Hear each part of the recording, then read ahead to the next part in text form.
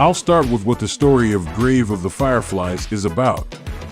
On the night of September 21st, 1945, Seda breathes his last in Kobe, Sanemiya Station. He only has a drop-can with him. The station staff, who is cleaning up the body, tosses the can. Tiny remains spill out from inside, and unseasonable fireflies fly up in the grass. June 9th, 3 months ago. Kobe is hit by a massive air raid. Seda evaluates his mother first, who has a weak heart. He follows her with his younger sister Setsuko. Seda arrives late at the evacuation site.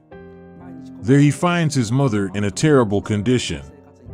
She has just breathed her last. Seda and Setsuko move to a relative's house in Nishinamiya. The aunt begins to hurl harsh words at Seda and Setsuko. They are nagged every day. They are not even allowed to eat enough. Seda can no longer stand it and decides to leave home. He starts to live with Setsuko in a cave near a pond. That is the story. The story is exactly as it is. The air raids continue and the people get more and more frustrated. Seda can no longer feed Setsuko. Setsuko becomes increasingly weak and dies of malnutrition. Seda cremates Setsuko's body. He also dies at the station in Kobe. That's the whole story. Actually, about half of the people who think this is the general story. I kept seeing tweets and hashtags about Friday's TV broadcast of Grave of the Fireflies. I also saw the summary page later. I was surprised that so many people didn't remember the last scene. In the last scene, Seda and Setsuko are sitting on a bench in Kobe, and Setsuko is sleeping. The scene where only Seda looks down at the prosperous buildings of Kobe. I think this is the key scene in Grave of the Fireflies. But a lot of people don't remember that, or don't understand what it means. At the end, after Seda dies, the dead Setsuko comes to get him, but in the last scene, they are still in present-day Kobe. They haven't gone to the other side yet? It's a message, like they're staring at us. The other half understands.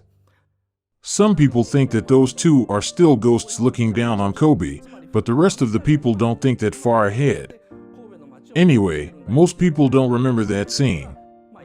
That was the biggest surprise I found in the tweets this time. In a way, it's not a cult, but I find the film a little scary. I think the remarkable thing about this movie is that it ends with this scene. However, what I want to explain in this comment is not on that level, but on a more detailed level. Here's the beginning of the movie. This is the first shot. Not all of them, but I'll explain them in order. The ghostly Seda appears in the darkness, looking straight at the camera. I died on the night of September 21st, 1945. He appears and says in Kansai dialect. Seda looks ahead. He sees himself dying. The ghostly Seda looks at himself, still alive. But he is already dying. The dying Seda barely breathes. He is quietly out of breath. But later he is passing away. The station staff are coming. One of them confirms that Seda is dead. Oh, he's gone too, he says. He looks through Seda's belongings. A can comes out of his pocket. He doesn't know what kind of can it is. He throws it away. The remains come out of the can. Unseasonal fireflies flutter there.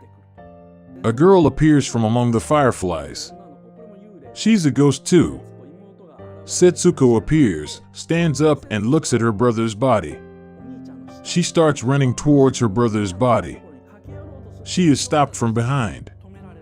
When she looks back, she sees her dear brother alive. The two hold hands and walk from right to left through the meadow with the fireflies and fade out. The title Grave of the Fireflies appears in the same position. Here's the general flow of this part. I explained it briefly, but on closer inspection, I see something like hidden. In this part, the scene where the still dead Seda stares at himself still alive. There's a big secret in it. Let me explain. If I look at each of the shots in detail, one by one. Take a look at this shot first. Seda says, "I died on the night of September 21st, 1945, then stares down at the bottom right. When his gaze turns to the lower right, there is a pillar and can you see something in front of it? When it disappears silently, the dying Seda appears in the next scene. And then to this scene. I picked up the third shot and enlarged it. There's something like this in front of the pillar, before Seda sees his own body. It's not a pre-war design. This is actually an ashtray. What this ashtray is, it's the present asterisk ashtray. When I saw that, I thought I knew it. This means that Seda is still in the present day, although he is supposedly in the afterlife. It's a film from 1988. In the present day, 1988, he is still there. When he recalls, the place returns to its old scene. And he still suffers. I wondered if I was right, and then I looked at the material on the Blu-ray. There are photos from a preview of Kobe. The picture shows an ashtray of the same design next to a pillar. This is another pillar, but the ashtray has been moved here. This pillar has a different shape. The location scouting was in 1987, so they used ashtrays from that time.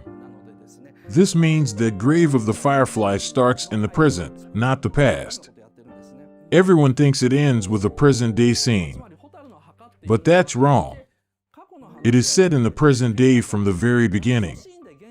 Starting from the present, Seda's spirit is still in that place, reliving the last 3 months of his life over and over again. Why does he have to do that? He's still trapped in Sanemiya. As you all say, he's like an earthbound ghost.